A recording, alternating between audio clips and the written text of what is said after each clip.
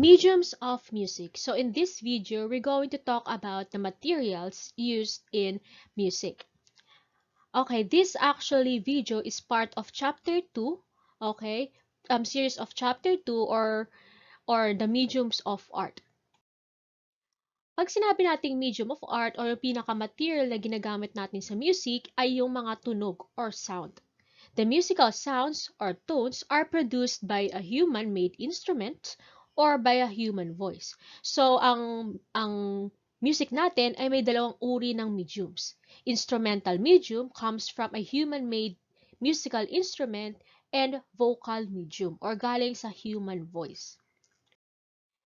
Pag sinabi nating instrumental medium, musical instrument have three things in common.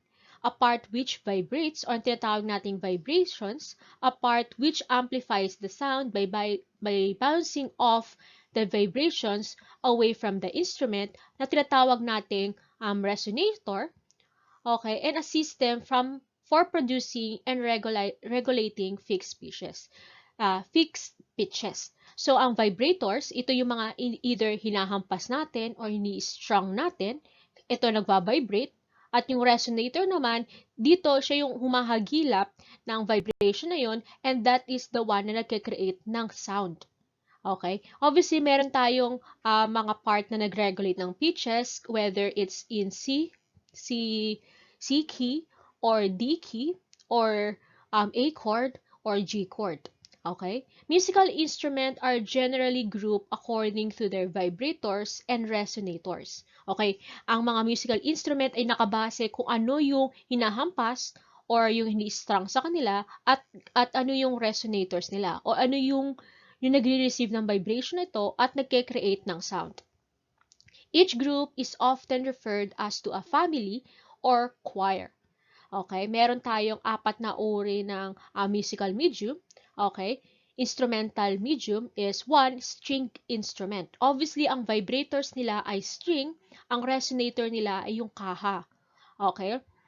Another one is wind instrument. Okay? Ang vibrators nila is yung nakaka-receive ng heat ng hangin. Pag binoblow mo ito, I forgot the part, but later on we're going to discuss it.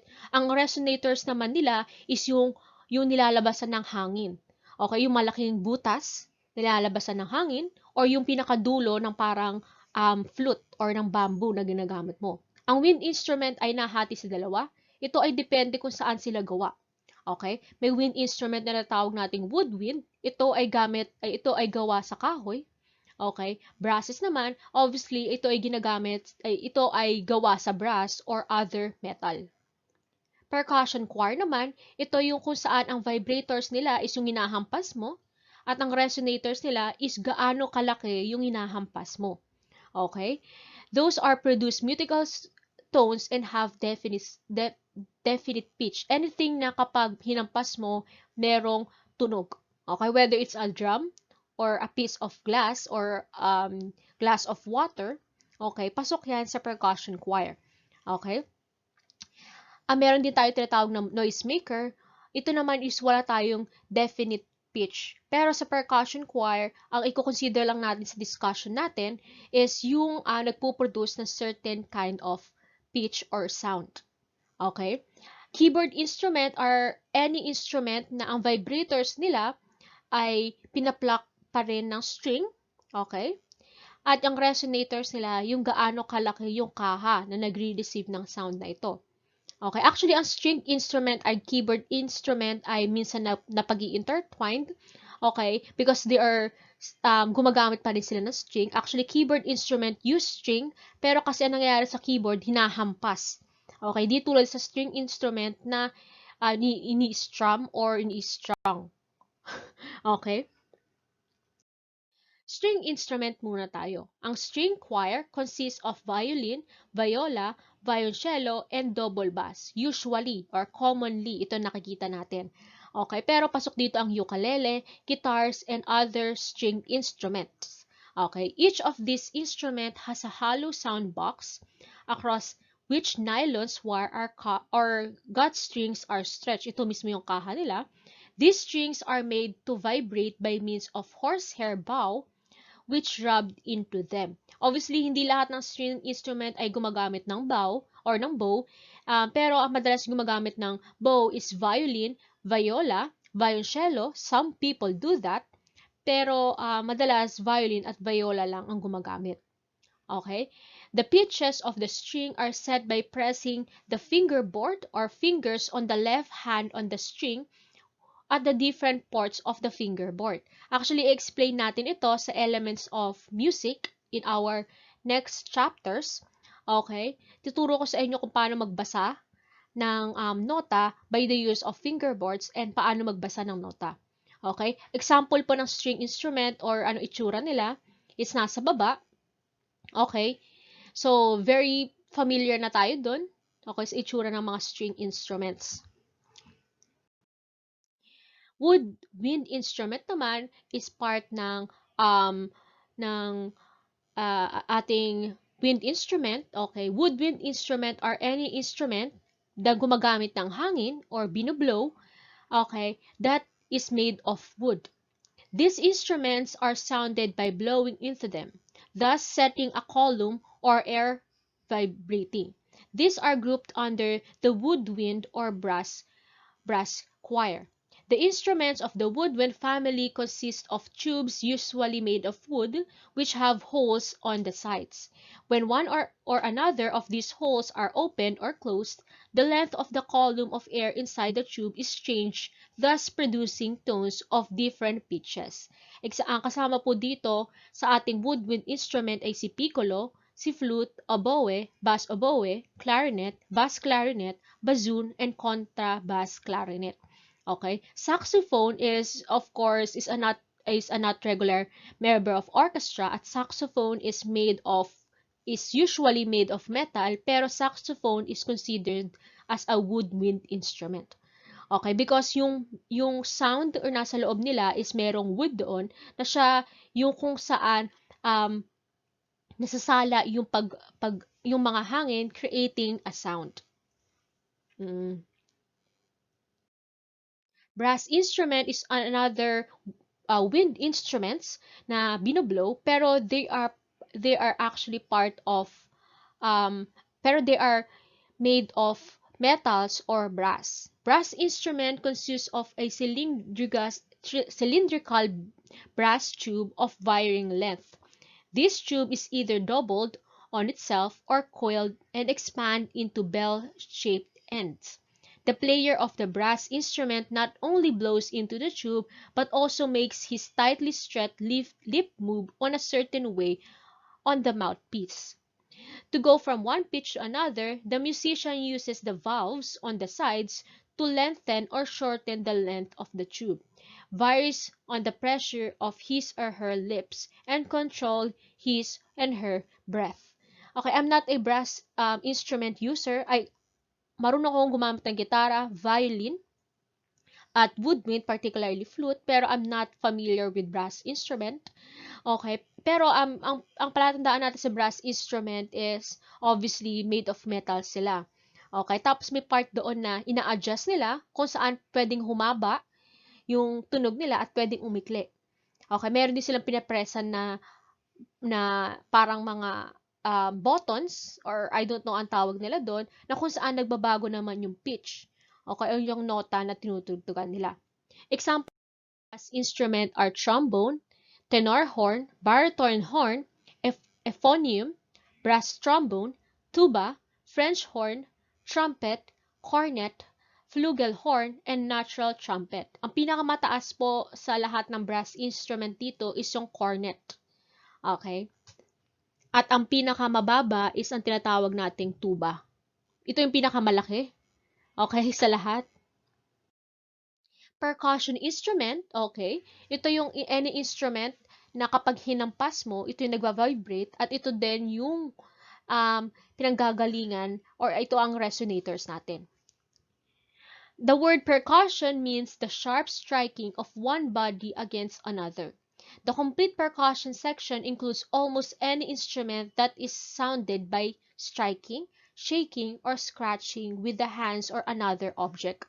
Okay, these instruments are used to emphasize the rhythm, generate excitement and enliven the orchestral sound. So, any instrument. So, triangle, pasok yan dito. Okay, yung mga, tawag doon, yung mga uh, drums.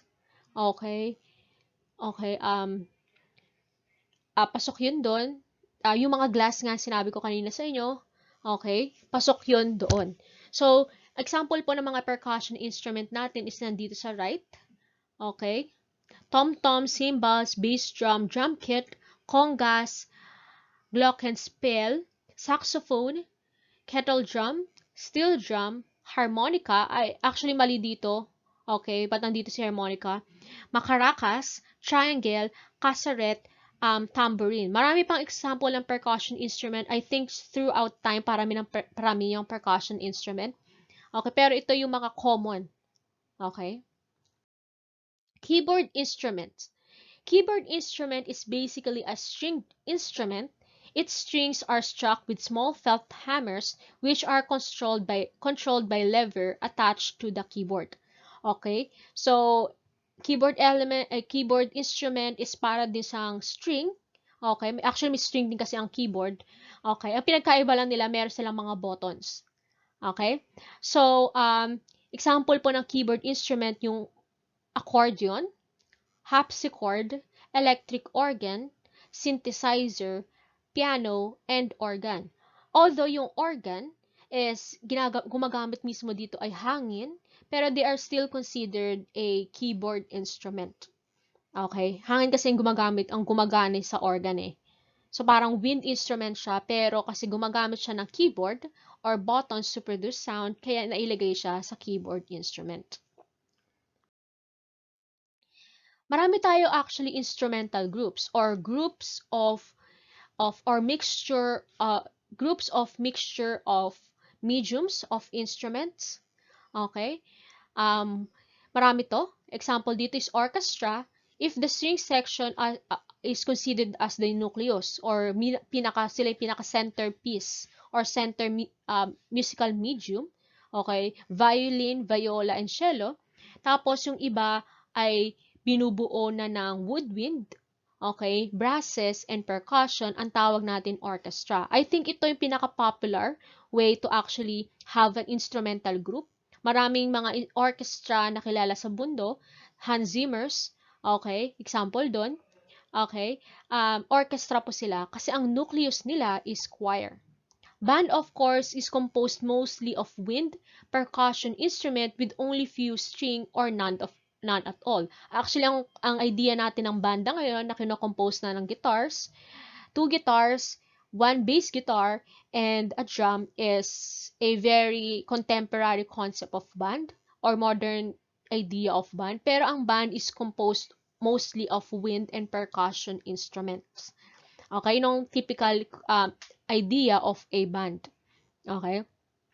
Woodwind quintet is composed of flute, oboe, clarinet, bassoon, and a French horn. So, obviously, binubuo sila nito. String quartet composed of 2 violins, a viola, and cello. Very popular ang ganitong instrumental group, particularly sa YouTube. Okay, piano quartet composed of piano, violin, viola, and cello, another popular group, instrumental group na nakikita natin sa YouTube. String trio composed of violin, viola, and cello. Okay? Meron tayong tinatawag na conductor, sila yung actually sila yung binigyan ng task to be the tawag din human metronome. Okay? Okay, sila din yung binigyan ng task na kung saan sila yung mag-a-act kung medyo lalakas, si hina, magpo-pause, okay? Conductor ang tawag doon. Sila yung may hawak na parang stick, okay?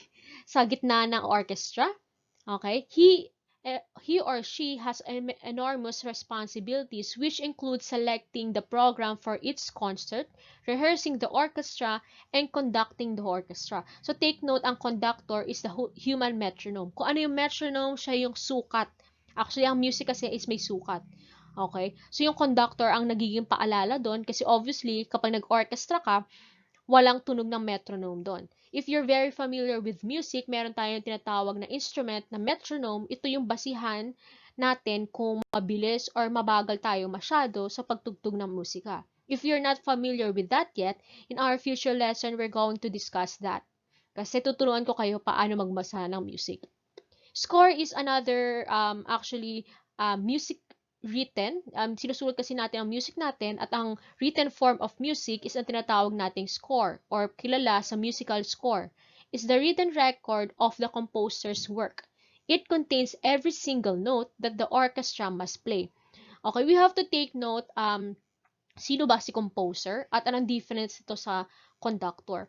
May iba kasing mga tao na part of the orchestra na ang composer mismo ang conductor. Bakit sila nagiging conductor? Kasi sila ang pinaka-familiar kung paano tutunog yung music. Sila ang memorize nila yung every part of the musical score or ang score, kaya sila na din ang nagiging conductor. May iba naman is sila yung composer pero hindi sila ang conductor. May ibang ganon. Okay? Ang trabaho lang nila, decomposed music. At si conductor, siya ang mag-aaral at siya ang magtuturo um, paano tugtugin perfectly ng orchestra. Okay, meron tayong mga example ng mga conductor/composer. Example dito si Hans Zimmer, okay, with his orchestra. Sila ang example ng mga tugtog ni Hans Zimmer is yung part of the Caribbean Sound or soundtrack, Interstellar, and Inception. Okay? Another example of composer slash conductor is si James Newton Howard. Okay? Kilala siya sa mga soundtrack doon sa Batman ni Christopher Nolan. Okay, they are very popular composer slash conductor. Okay, marami pang uri. Actually, marami pang popular orchestra, pero ang pinaka-common ang binigay ko. Actually, I'm a big fan of orchestra. Vocal instrument. Dito na tayo sa vocal instrument. Sinabi ko kanina sa inyo, ang medium of music ay dalawa. Meron tayong instrumental medium at meron tayong vocal instrument. Ang instrumental medium ay gumagamit ng instrument to produce sound, habang ang vocal instrument ay gumagamit ng human voice. The human voice is rather like a wind instrument. When one sings, his or her vocal cords or membranes contained within the voice box or larynx are subconsciously tightened to a certain tension. A steady stream of air is directed against them from the singer's lungs, setting them into vibration. The sounds are amplified in the cavities of the larynx, mouth, and nose. Resonators capable of regulating the force and volume of the output of the vocal cords. Human voices are classified according to their range and tone quality. So obviously, the first point is inexplain lang biologically how the vocal instrument work. Okay?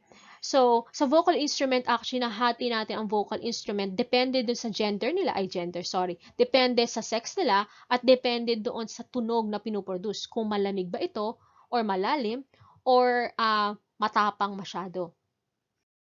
So, meron tayong, dito muna tayo sa range. Okay, meron tayong range accordingly sa sex. Kasi iba actually ang tunog ng male kumpara sa female. Obviously kasi ang female voice ay mas mataas kumpara sa male voice na deeper. Okay, may female range tayo. Okay, soprano is the highest, mezzo-soprano is the middle range, and alto is the lowest. Actually, may tinatawag pa silang contralto eh. Ito daw yung pinakamababa kumpara sa alto.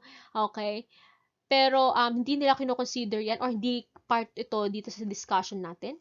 Okay? Soprano, ito yung pinakamataas na ranges. Ito yung kung saan yung octave nila is reaching up to 6th octave. Okay? Pagdating sa keyboard, if you're very familiar with the keyboard or the idea of octave, may octave kasi ang tunog sa keyboard. The more na mas mataas yung tunog na pinoproduce ng keyboard or ng any instrument, mas mataas yung octave na na-achieve nito. Okay? So, 1 to 8 or 7, ang 7 ang highest, ang 1 ang lowest. So, soprano, nare-reach niya ang highest octave. Okay, whether it's a 6 or a 7, okay, 8 ata, I think, dolphin na ang nakakagawa nun, or kettles. Okay, wala pa ako nakakita nun, or 7 nga ata ang dolphins eh. Pero soprano is mataas siya. Okay, 6, 7, or 8 octave. Mezzo-soprano is nasa kalagitnaan siya, is kaya niya siguro, ang highest niya is fifth or sixth octave. Ang alto, ang highest niya is 5. Okay? Soprano, ulitin ko, is either 7 or 8. Mezzo-soprano is, I think, 5. Hindi, no, 6. Alto is 5. Okay, sa female yan. Sa male range naman, is tenor ang highest dito. Actually, ang soprano and tenor is onti lang ang tinaas ng soprano, pero kaya ng tenor yung mga nota ng soprano. Okay? Baritone is equal po niya ang mezzo-soprano sa female. Okay, alto is equal, or yung bass is equal niya ang alto. So, bigay nga ako na example. Sa soprano or highest range na kilala natin is obviously si Mariah Carey is kaya niya mag-soprano. Okay? Pero kasi kinukonsider ni Mariah Carey na alto siya for unknown reason or the lowest female voice. Okay, kaya ni Mariah Carey mag-soprano because of her whistling. Okay, obviously another popular na nag-whistle sa atin is ano ba 'yun, sino ba kumanta nun? Ang Akin Ka Na Lang. I forgot her name. I'm sorry. Okay? I forgot her name. Morizette, ayun. Si Morizette is a soprano. Why? Because she can whistle. Okay? Mezzo-soprano is, kasi yung ibang mga artist natin is, dalawa lang minsan ang pinagpipilian nila. Okay? Either they're soprano or alto. Ang mezzo-soprano, madalas is, if you're mezzo-soprano, kinoconsider kaagad na soprano. Okay? Mezzo-soprano, pasok dito sila Taylor Swift, Hayley Williams, mezzo-soprano sila. Pero obviously sa listahan, they are considered soprano. Si Sarah Geronimo is a mezzo-soprano. Okay? Alto, obviously si Britney Spears, alto siya. Pero in other analysis, si Britney Spears ay kinoconsidered na alto. Si Selena Gomez is alto. Si Demi Lovato is mezzo-soprano, obviously. Okay? Take note, sa female range is hindi ibig sabihin kung kaya mong sumigaw ng hanggang 7th octave or 6th octave, ibig sabihin, soprano ka na. Mali. Ang range po natin is depende kung saan ka mas comfortable kumanta. Kaya nga 'di ba si Mariah Carey, kahit kaya niyang i-reach ang highest octave, okay, or soprano range, ang gusto niya alto because siguro mas prefer niya doon or mas comfortable siya kumanta in alto form. Okay? So, dito sa range, okay, take note kung saan mas komportable ang mga singers kumanta. Okay? Sa male naman, mga example, sa tenor, obviously si Bruno Mars, tenor siya. Okay? Unti lang ang kilala ko sa male range. Okay? Unti lang.